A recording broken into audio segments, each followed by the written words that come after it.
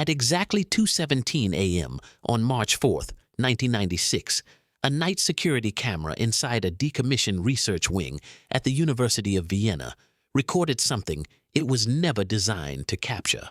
The hallway was empty. The lights were steady. The timestamp ran normally. Then, for 0.8 seconds, the camera registered a human figure standing at the far end of the corridor. No door opened. No motion triggered the sensor. One frame showed nothing. The next showed a man, and the frame after that showed nothing again. The anomaly wasn't noticed until 7 years later, when the footage was digitized during a routine archival cleanup. At first, technicians assumed corruption. But when the original analog tape was pulled from storage, the figure was still there. Same frame, same posture, same shadow angle. The man was standing perfectly still, facing the camera. He wore clothes that didn't match any known uniform or fashion trend from the 1990s. His shoes were seamless. His jacket had no visible stitching. Most unsettling of all, his face was blurred in a way that didn't resemble motion blur or lens damage. It looked deliberate, as if the image itself refused to resolve him.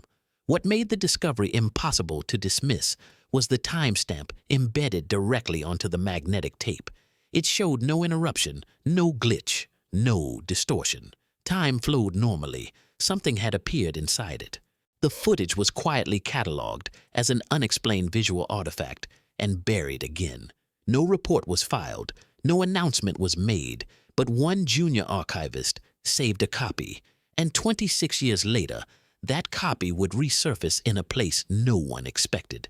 History textbooks describe time as a one-way current, past to present, present to future, clean, predictable, irreversible. But that assumption exists only because most evidence that challenges it never survives long enough to be examined. When it does, it's dismissed, misfiled, or explained away before the implications can take root. Across disciplines, researchers encounter the same pattern. An object appears out of sequence.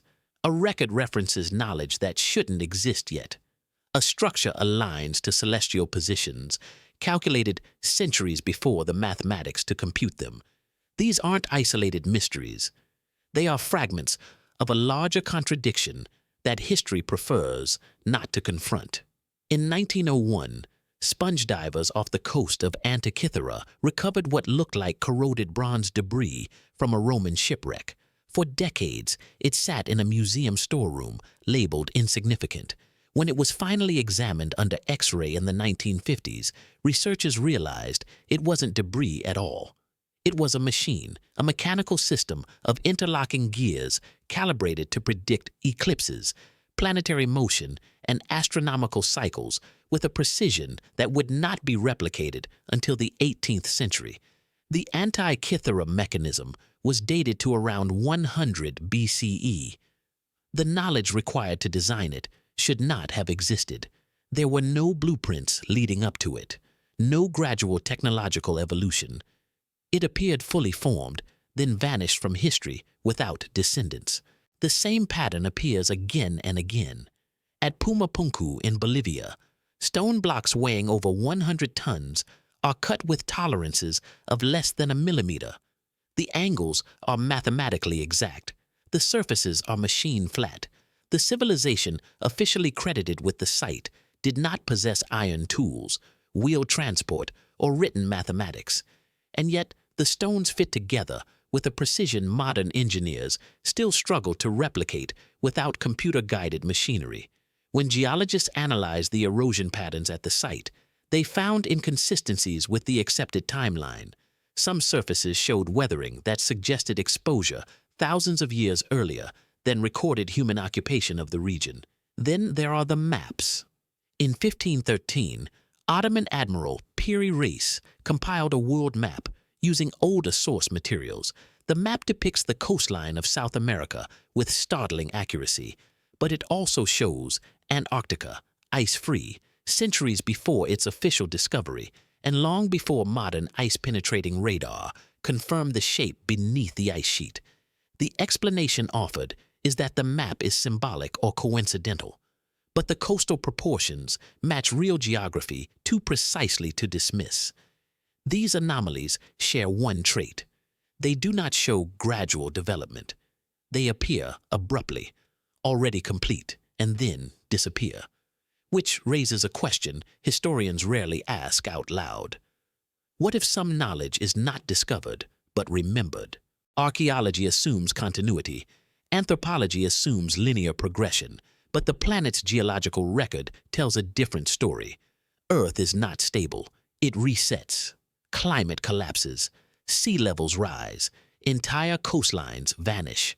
Between the last ice age and now, ocean levels rose more than 120 meters. Any civilization built near the shorelines of that world is now underwater, erased from casual discovery. Satellite scans have already revealed submerged structures off the coast of India, Japan, and the Mediterranean. Platforms, walls, right angles where nature doesn't make them. Most remain unexplored because underwater archaeology is expensive and politically inconvenient. But even without drowned cities, there are artifacts that defy their placement in time. In 1936, during excavation at a site near Baghdad, workers uncovered clay jars containing copper cylinders and iron rods.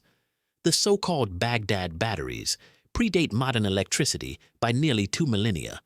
There is no accepted explanation for why they existed, what they powered, or why the knowledge to build them vanished completely.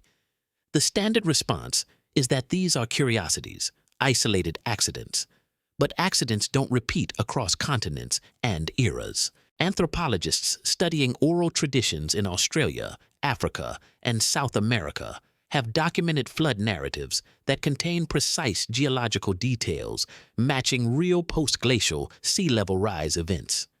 These stories were passed down verbally for thousands of years, preserving information modern science only confirmed in the 20th century, memory outlasting civilization. Now consider this. In 2003, a physicist named Elena Kovač was assigned to re-examine Cold War-era data from abandoned particle experiments across Eastern Europe. Her task was administrative: cross-reference, digitize, archive. She wasn't looking for discoveries, but in a Hungarian facility shut down in 1978, she found repeated references to temporal phase drift. The term did not exist in physics literature. It appeared only in internal memos. The experiments involved high-energy particle collisions conducted at extremely short intervals. According to the notes, certain detectors registered events that occurred before the collision that caused them. Not faster-than-light reactions, not delayed signals, but inverted causality. The data had been dismissed as calibration errors, but the pattern was consistent. The same anomalies occurred only when energy thresholds crossed a specific boundary. Below it, time behaved normally. Above it, sequence degraded. Kovač attempted to replicate the results using modern simulations. The equations didn't break physics. They broke assumptions. Time, under extreme conditions, behaved less like a line and more like a layered structure. Events didn't move forward. She never published the findings. Funding was pulled before peer review. The lab closed. Her work disappeared into academic limbo. But the theory remained. What if time travel doesn't look like machines and portals? What if it looks like information leaking backward? Knowledge arriving early. Artifacts appearing before their era is ready to explain them. In the 1970s, Japanese researchers studying human cognition recorded cases of children who demonstrated hyperspecific knowledge of historical periods they had never been exposed to. Not general facts, exact architectural layouts, obsolete languages spoken fluently without training. The cases were classified as cryptomnesia and quietly shelved. But one case stood out.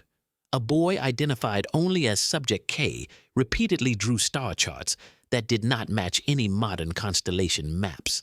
Decades later, astronomers realized the charts matched the night sky.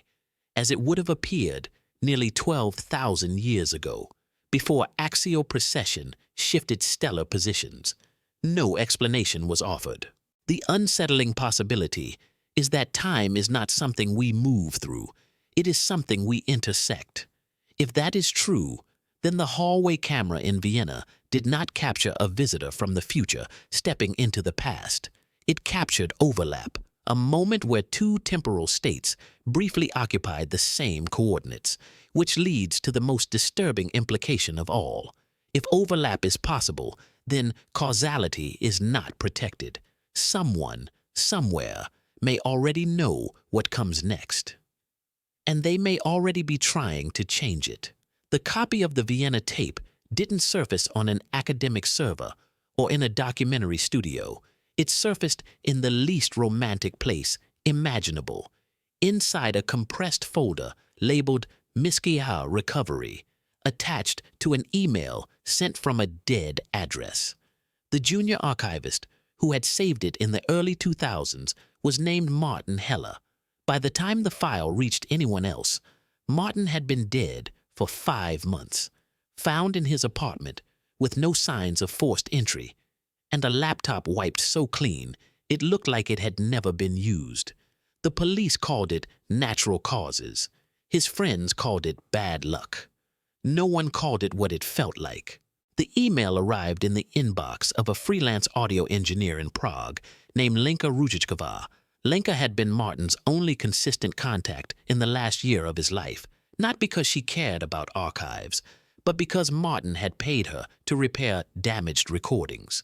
Old tapes, old reels, the kind of media that once digitized turns into just another file that can be copied, forwarded, and misinterpreted. Lenka didn't open the folder right away. She let it sit for 2 days because she assumed it was a mistake. Then she watched the clip. She watched the hallway, the empty frames, the sudden figure, the way the image refused to resolve the man's face. She watched the timestamp roll smoothly through the moment, like the tape itself was calm about what had happened. Lenka was technical. She trusted machines more than people, zoomed in, looked for compression artifacts, scanned the audio spectrum, even though the camera had recorded no sound. She found something anyway, a faint band of electromagnetic interference that shouldn't have been there, a pulse that looked like a heartbeat, exactly one cycle, present only in the frames where the figure appeared. She did what most people do when they encounter something they can't explain.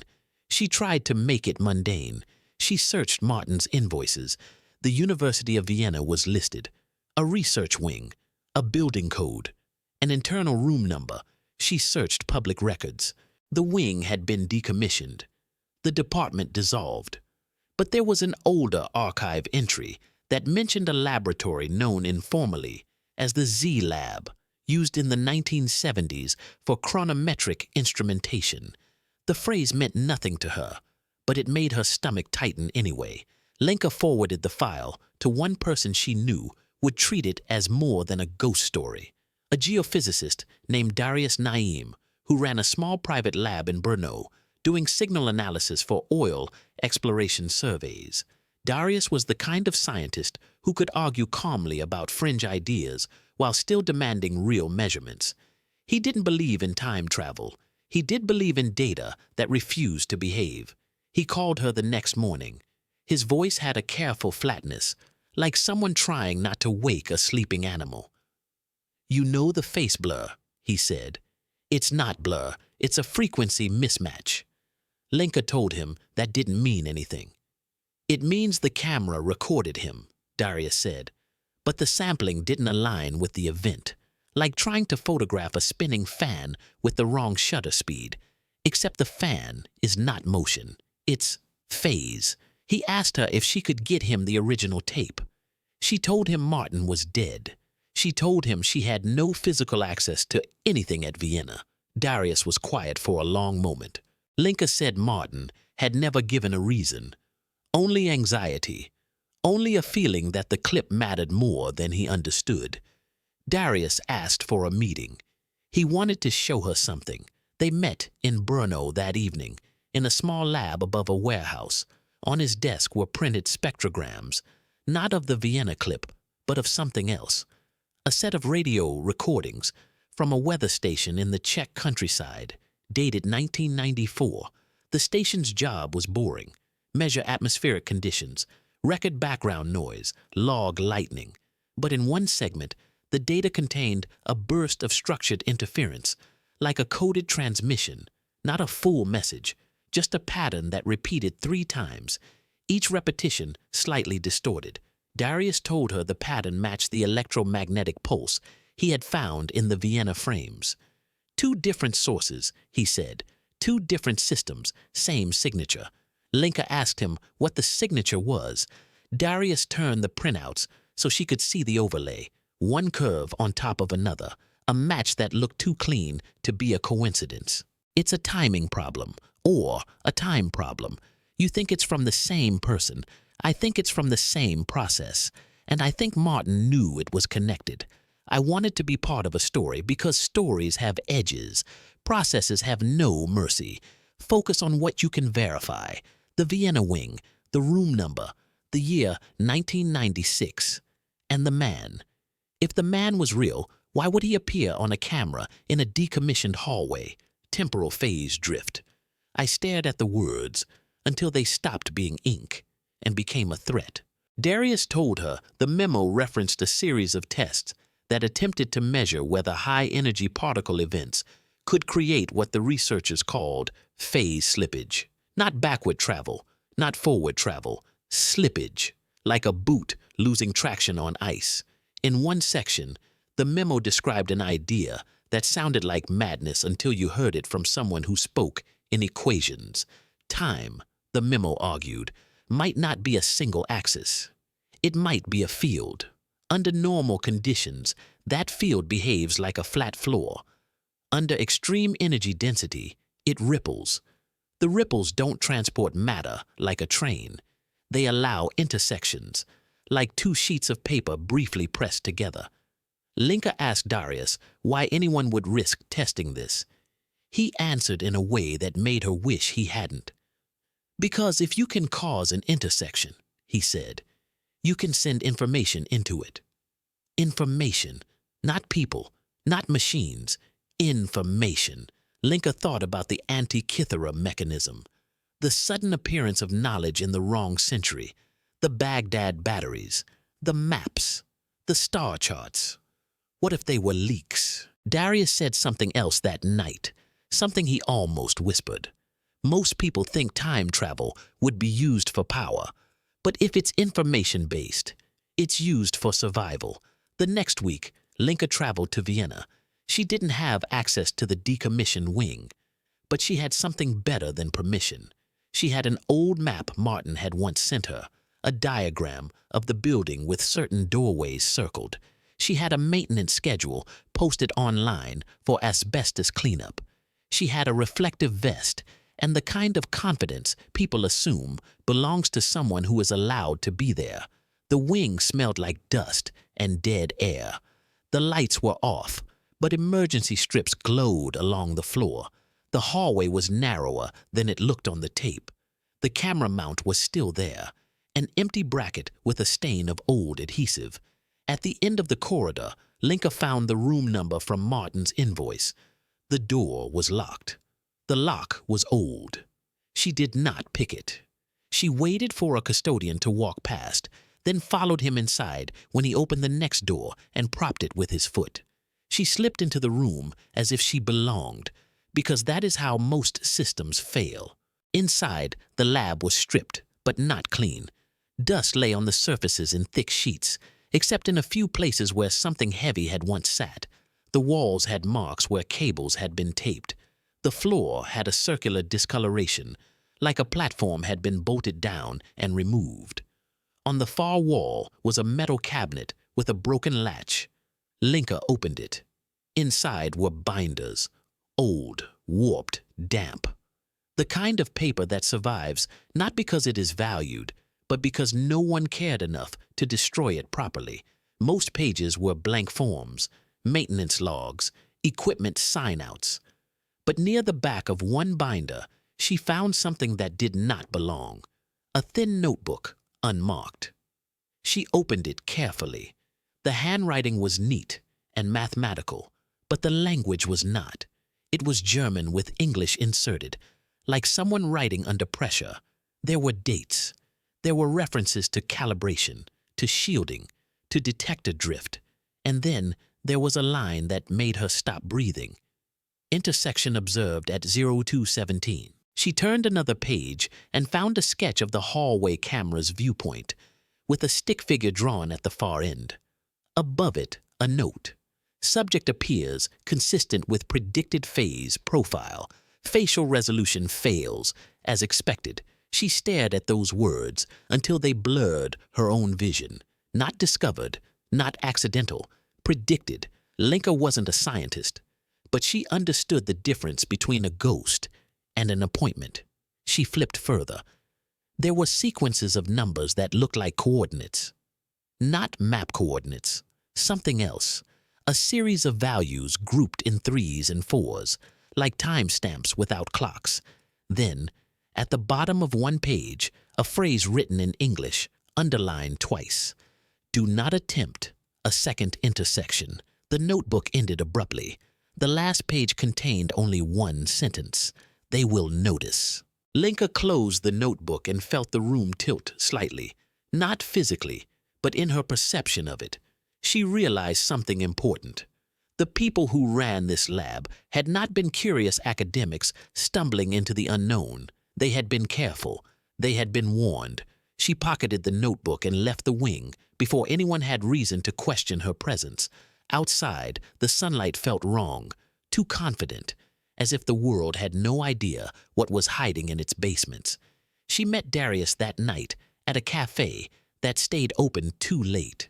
She put the notebook on the table and watched his face change as he read. Darius did not say this proves it. He did not say this is impossible. He said something quieter. This is operational, he said. Linka asked what he meant. This is not someone chasing an anomaly, Darius replied. This is someone following a protocol. Darius didn't know, but he had a guess, and he didn't like it. You don't protect yourself from what you can imagine. You protect yourself from what can harm you. You create defenses based on plausible capabilities. If the lab wrote, "They will notice," it meant the lab believed there was an entity, or a group, or a system capable of detecting temporal interference.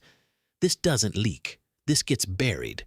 What if the man in the hallway was not a traveler, but a monitor? He looked at the notebook again, at the words, facial resolution fails, as expected. The next steps should have been obvious. Publish, expose, make noise, force a response. But I had spent enough time around institutions to know how that ends. If I pushed this into the open without proof that could survive ridicule, the story would die. It would be labeled hoax, conspiracy, misinterpretation, and if someone did exist who noticed, I would simply become another dead archivist with a wiped computer. Darius proposed something else. He said we didn't need to prove time travel. We needed to prove intent. If those intersections were planned, there should be other artifacts, other scheduled moments, other signatures. He wanted to look for the pattern. I hated that idea. Patterns don't stay passive. Patterns are how predators find prey. But I agreed anyway, because curiosity is not always a choice. Sometimes it is a gravity. We began with what we already had. The timestamp 2217, the signature pulse, the year range. Darius wrote a script to scan public datasets for electromagnetic anomalies that matched the Vienna interference profile, old weather station logs, amateur radio archives, seismograph noise records, even audio captured accidentally in old videotapes. The results were not numerous. They were clustered, 11 matches across 40 years. The clusters were the part that made it feel deliberate, not random scatter. Tight groups around specific dates and times, as if something was trying to land. Linka noticed something else. The times of day were almost always late night or early morning, when fewer observers were awake, when systems were quiet, when anomalies could pass unnoticed. 0217 appeared twice more, decades apart. Darius printed the dates and laid them out in a line. 2019. Linka stared at the paper. "Why the same minute?" she asked. Darius said he didn't know. Then he pointed to another pattern. Every date fell within a 3-day window of significant geomagnetic disturbances, solar storms, increased auroral activity, spikes in cosmic ray flux. He explained it simply because that was his habit. If time behaves like a field, then anything that perturbs fields could matter. Magnetism, radiation, particle density. I thought about the sky, about ancient monuments aligned to stars, about cultures that tracked cycles with obsessive precision. I realized the story might not be about laboratories at all. It might be about timing the planet. If intersections required conditions, then ancient societies could have learned to predict those conditions without ever understanding the physics. They would have built calendars not just for harvests or rituals, but for windows. Moments when the world could be breached. That was the connection across continents I hadn't expected. Not pyramids as tombs, not stone circles as worship, but as instruments, markers, a way to keep an appointment with a universe that occasionally unzips. I wanted to laugh, I didn't. She thought of the Mayan calendars, often mocked for doomsday hysteria. She thought of the way multiple cultures tracked precession, eclipses, and long cycles. Information for survival, Darius had said. If something catastrophic happened, if civilization collapsed, you wouldn't preserve your most important knowledge in paper. You would preserve it in stone alignments, in myth, in ritual, in a calendar that outlived kings. Linka asked Darius what the lab meant by, "Do not attempt a second intersection." Darius stared at the table. "Because something reacted," he said. That night, Linka returned to her hotel in Vienna and found her door slightly ajar. She froze in the hallway and listened. No movement, no footsteps. The silence felt staged, like a room holding its breath. She pushed the door open with 2 fingers. Nothing appeared disturbed. Her bag was where she left it. The curtains were closed. The air was still. Her laptop sat on the desk, but the notebook was gone. She searched the room like someone searching for sanity. Under the mattress, inside the closet, in the bathroom, nowhere. The notebook had been on her body when she left Darius. She hadn't put it down. She hadn't dropped it. She hadn't misplaced it. Someone had taken it from her without her noticing, or it had never been hers to keep. Linka stood in the middle of the room and felt the first true wave of fear. Not fear of an idea, but fear of being inside someone else's plan. Her laptop screen lit up on its own. A single file opened without her touching it. It was the Vienna hallway clip. She watched, sick, as the timeline advanced, frame by frame, to the moment the figure appeared. But now there was something else, a second figure. Not in the hallway, in the reflection. On the glossy edge of a wall panel near the camera, a faint reflection showed someone standing behind the camera, facing the hallway, as if watching. Linka had never seen it before because the reflection was barely perceptible, and in the copy Martin had saved, compression had softened the edge. But this version was cleaner, sharper, as if someone had rescanned the tape with better equipment, as if someone wanted her to see it. Her phone rang. Unknown number. She answered because the alternative was worse. A man spoke in German with a neutral, educated tone. No threat, no warmth. "You are looking at a measurement," he said, "not a person." Lenka's mouth went dry. "Who is this?" she asked. "You don't need names," the man replied. "You need boundaries. You took the notebook. It was never meant to leave the building. Martin is dead. Was he also a boundary? You're telling me to stop. I'm telling you that what you think you're chasing is not what you're inside. There are systems that respond to interference. They do not respond like institutions. They respond like immune systems. I tried to ask for proof, tried to demand context. I sat on the floor with my back against the wall. and replayed the clip again and again. I focused on the reflection. The watcher behind the camera was indistinct. The posture looked familiar, but I couldn't place it. Then I saw it. The stance. The angle of the shoulders. The way my head tilted slightly. It matched the figure at the far end of the hallway. Not identical in detail, but identical in geometry. Like the same person seen through two different distortions. I felt the twist forming in my mind, slow and cruel. What if the hallway figure wasn't appearing in front of the camera? What if the camera was appearing to him? A brief overlap between two times, where the observer and the observed swapped places depending on which side of the intersection you stood. She told him about the missing notebook, the phone call, the new reflection in the clip. Darius listened without interrupting. When she finished, he exhaled once, sharply. They updated the file, he said. Who?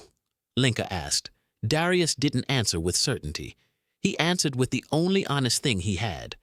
Someone who can reach into old media, he said. Someone who cares what you see. Linka asked him what it meant. Darius was quiet. Then he said, It means we're not the first people to look at this tape. We're just the first people to look at it at the wrong time. He told her to leave Vienna, immediately. No goodbye, no luggage if she could avoid it. Train, not plane. Pay cash. Linka did not argue. She packed in minutes and moved like a person fleeing a fire she couldn't smell. On the train to Brno, she stared out the window at flat winter fields and tried to build a rational model of what was happening. If the lab had created an intersection, then that intersection was detectable. If it was detectable, then something monitored for it. If something monitored for it, then the lab's warning was not paranoia. It was experience. She thought about the phrase, do not attempt a second intersection. Maybe the first intersection had not been the lab's triumph. Maybe it had been the signal flare that told someone, somewhere, that humans were trying to punch holes in sequence. And now, decades later, someone was closing ranks. When Linka arrived in Brno, Darius met her at the station. His face looked older than it had a week before. He drove without speaking, the radio off. Back in his lab, he showed her what he had found while she was gone. His script had identified another anomaly cluster around 2019. One of the data sets came from a private observatory in Spain that monitored atmospheric ionization levels. The data contained the same pulse signature, again at Euro 217, again during geomagnetic disturbance. But there was an additional element, a structured pattern embedded in the pulse, like a modulation. Darius had decoded it into a sequence of numbers. It was not a message in language. It was coordinates. Coordinates to what? And a time window. I felt cold. The coordinates pointed to a region near the Black Sea, an abandoned Soviet-era facility that had once housed a particle accelerator, a place with no public history, a place whose official records were thin. The time window is not in the past. It is in 3 days. I sat back as if the chair had moved. You're saying it's a schedule. I'm saying something is trying to meet something. And the signature is the same process as the Vienna event. I realized what the forbidden explanation actually was. Not a glowing portal, not a traveler in a leather jacket, a controlled intersection used as a communication channel, guarded like a border crossing. And that meant one more thing. If there were borders, there were citizens. I didn't want to go to the Black Sea. I said it out loud. I said it like a confession. I hated him for that, because it was unfair, and because it worked. We traveled the next day. We did not fly. We took trains and buses and a rented car, moving like people with nothing worth stealing. Linka carried nothing but a notebook, and the feeling that she was walking into a story that had been written without her consent. The facility near the Black Sea was not marked. The road to it was broken. The gates were rusted. The buildings looked like they had been abandoned by people who left in a hurry and never returned. They entered through a breach in the fence that someone had cut recently. The metal edges clean and bright. Linka's throat tightened. Inside, the air smelled of salt and old concrete. In the main hall, the skeleton of machinery sat under dust like a dead animal. But in one corner, a new power cable ran along the floor, disappearing into a side room. Someone had been here. Darius followed the cable. Linka followed Darius. The side room contained equipment that didn't match Soviet design. Compact, matte black, modern. A rack of instruments humming quietly, powered by a portable generator. And at the center of the room, mounted on a metal frame, was a ring. Not a portal, not something glowing. A ring of dense composite material, 2 meters in diameter, studded with sensors. The kind of apparatus a lab might build if it wanted to shape fields without moving parts. Darius stopped as if he had reached the edge of a cliff. Linka whispered, "Is this it?" Darius didn't answer. He checked the spectrum analyzer.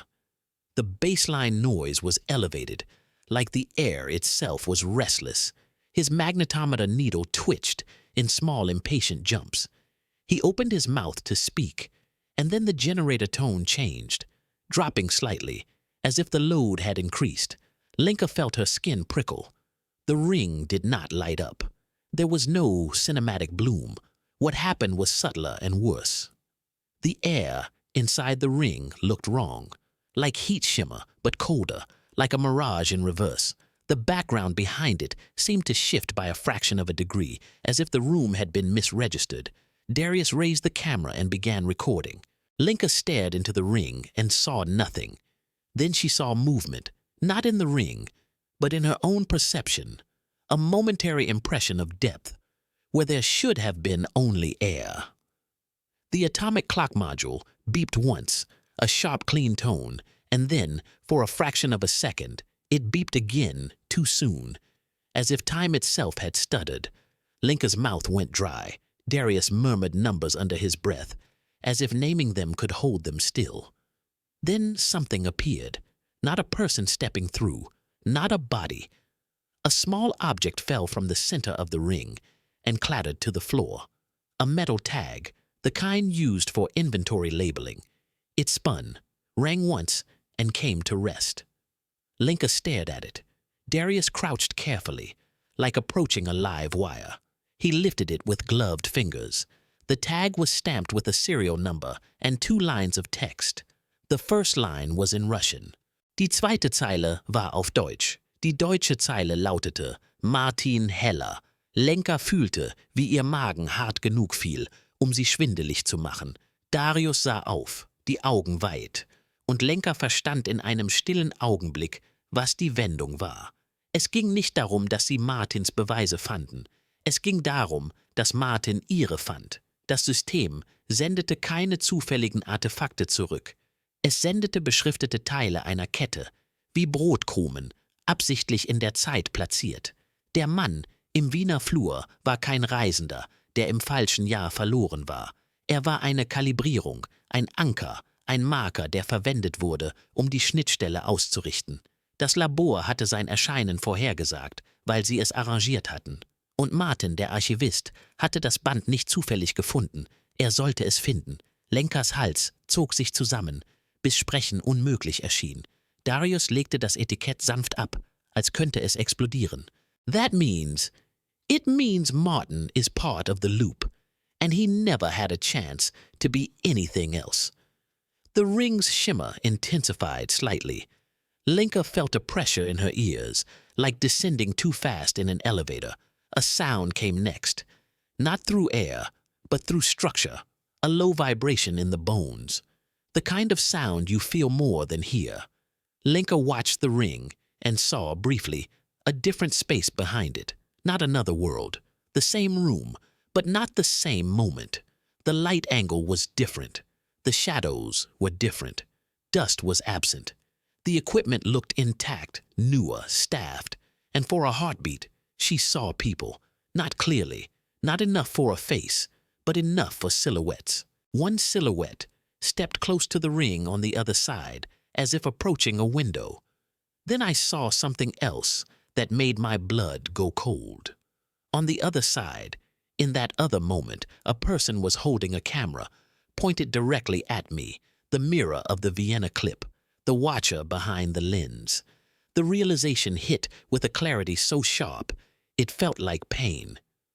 We were being recorded, not by a government in the present, by someone in a different time state, monitoring intersections like border crossings, documenting who showed up. I stepped back without meaning to. The ring shimmered again, and the vibration deepened. Darius grabbed my arm. His grip was hard, urgent. "Out," he said. We moved fast, not running yet, but moving like people who have decided not to argue with instinct. As they exited the side room, the lights in the hall flickered once. The generator tone spiked. Darius swore under his breath. Outside, the sea wind hit Linka's face like a slap. She sucked air, trying to steady her breathing. They reached the car, and Darius fumbled with the keys. His hands were shaking. Linka looked back at the facility. For a moment, she thought she saw someone in the doorway, a human figure standing still, watching. Then her eyes failed to resolve the face. She understood that it wasn't her vision. It was the same mismatch the camera had suffered.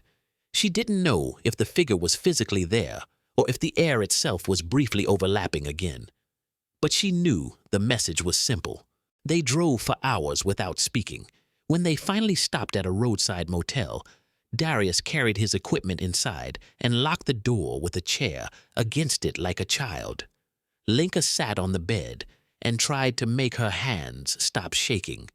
Darius stared at his data readouts, his face pale. "What do we do?"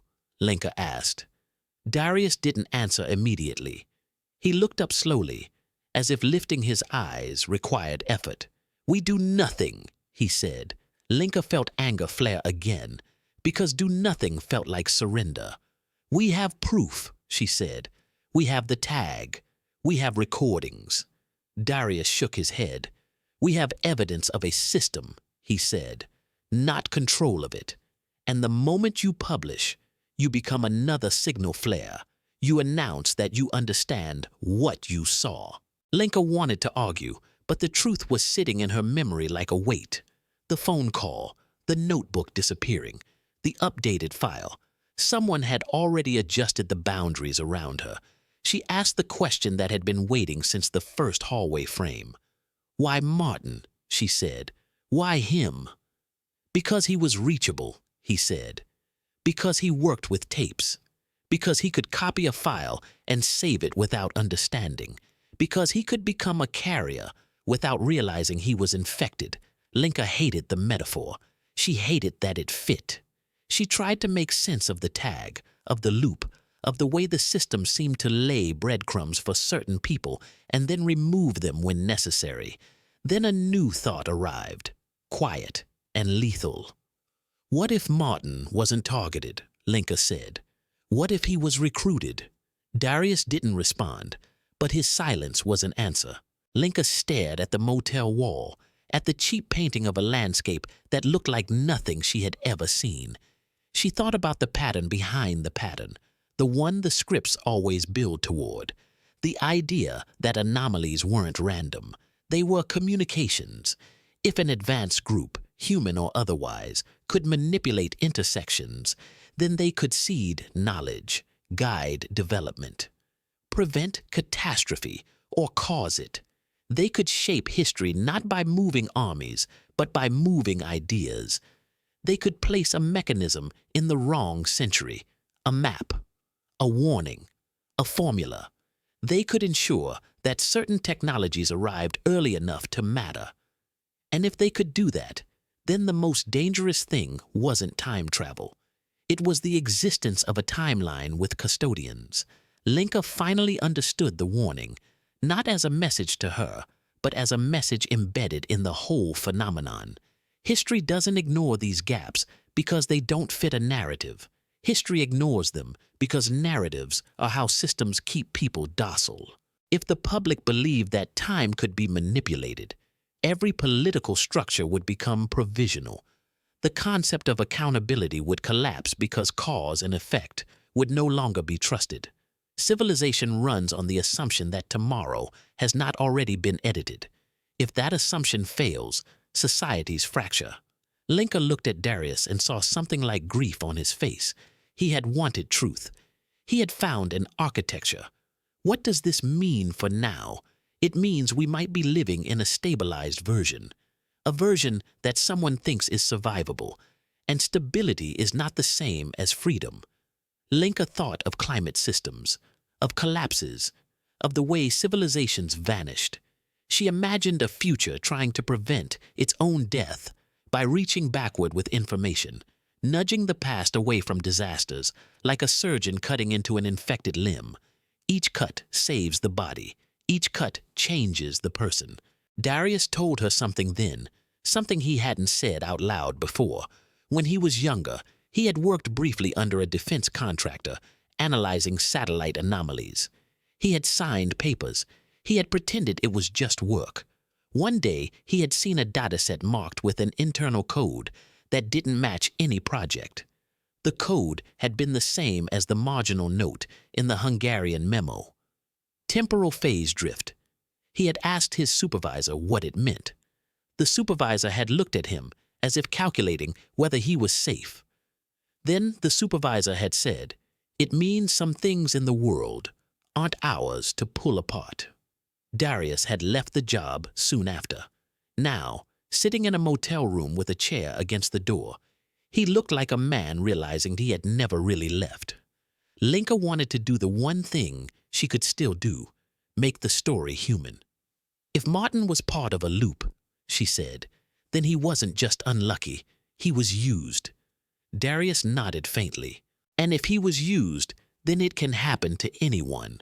The scariest part wasn't being watched, it was being shaped. I thought of my own choices over the last week. The way I had stepped into Vienna with a reflective vest. The way I had believed I was acting freely. The way curiosity had felt like my own. What if curiosity was the hook? What if the system didn't kidnap people? What if it selected people who would walk into the trap willingly because they couldn't resist unanswered questions? She asked Darius the question that she didn't want answered. "Do you think that call was from a person?" she asked, "or from the other side?" Darius took a long breath. "I think it was from someone who believes they are protecting something," he said. "Whether they are protecting us, I don't know." Linka nodded slowly, because she didn't know either. Then she asked the question that took everything they had seen and turned it into a blade. "If they can send information," she said, "they can send instructions. And if they can send instructions, they can send corrections." Darius's eyes met hers. "Like removing a notebook," he said. "Like wiping a laptop," Linka replied. "Like steering someone into a hallway camera," Darius said. They sat with that. The room felt smaller. The warning was no longer abstract. It was practical. It meant that modern civilization, with its dependence on digital memory, was vulnerable in ways ancient societies weren't. Stone monuments can't be remotely wiped. Oral traditions can't be deleted with a script. But our world runs on mutable records, editable histories, updatable truths. Linka's voice was steady now, not because she was calm, but because fear had burned into focus. "So what do we do?" she asked again. Darius looked down at the printed coordinates, at the tag number he had copied before leaving the facility, at the videos on his camera. He said, "We decide what kind of signal we want to be." Linka didn't like that answer, but she understood it. If they went public, they would become a flare. If they stayed silent, they would become compliant. If they tried to act quietly, they would become something else, a third option, dangerous because it acknowledged the game without screaming. Linka thought of Martin. She thought of how his life might have felt, carrying a clip he didn't fully understand, sensing importance but not knowing the scale of it, paying someone like her to clean tapes, leaving breadcrumbs in invoices, trying to survive the pressure of knowing he was holding something that didn't want to be held. And then she thought of the tag, Martin Heller, stamped like inventory, not a victim, an asset. Linka's phone buzzed. A single line, 0217, is not a time. It is a door. Darius read it, and his expression hardened into something like resignation. Linka felt a strange calm, not relief, but clarity. If 0217 was a door, then someone was telling them the door could be opened again, or that it already had been. What if the point isn't to stop us? What if the point is to see what we do? If intersections are monitored, and if information is being seeded across time, then the most important issue isn't whether time travel exists. It's who controls the edits, and who gets edited out. No note, no message. His equipment remained, except the camera. Linka checked her phone. No calls, no texts. She went to the motel front desk and asked if anyone had seen him leave. The clerk shrugged, uninterested. Linka returned to the room and found something on the desk that hadn't been there before. A new metal tag. Same shape, same stamp style. 2 lines of text. The first line was in German. The second line was in Czech. The German line read, Linka rediscovered. Linka didn't touch it. She stared at it until her eyes watered. Then she looked at the timestamp printed beneath her name. 0217, no date, just the door. She sat down slowly, feeling the full weight of what she had stepped into. Somewhere, someone was labeling her, and the worst part was that she could not tell whether it was a threat, an invitation, or a record of something that had already happened. She picked up her phone and opened the Vienna clip one last time, replaying the frames where the figure appeared. In the reflection behind the camera, the watcher's posture seemed clearer now, as if her mind had learned how to see it. For a brief moment, she thought she recognized the shape of the head. Not from Darius, not from Martin, from herself. The angle, the tilt. A future version watching an earlier one, testing whether she would walk through the door. Linka set the phone down and did not move for a long time. Outside, the day began like any other day. Inside, she held the only question that mattered, and she did not let herself answer it. If the door opens at 0217, and if you can leave a message for your past self, what is the first thing you would choose to change? And what would that change do to the person who chose it? Some questions don't come with clear answers. Some stories don't end. They linger. What matters is not what we think we know, but what we're willing to question. If this story made you pause, reflect, or look at the world a little differently, then it's done its job. Thank you for watching. If you enjoy thoughtful stories grounded in reality, curiosity, and careful analysis, subscribe to the channel and turn on notifications.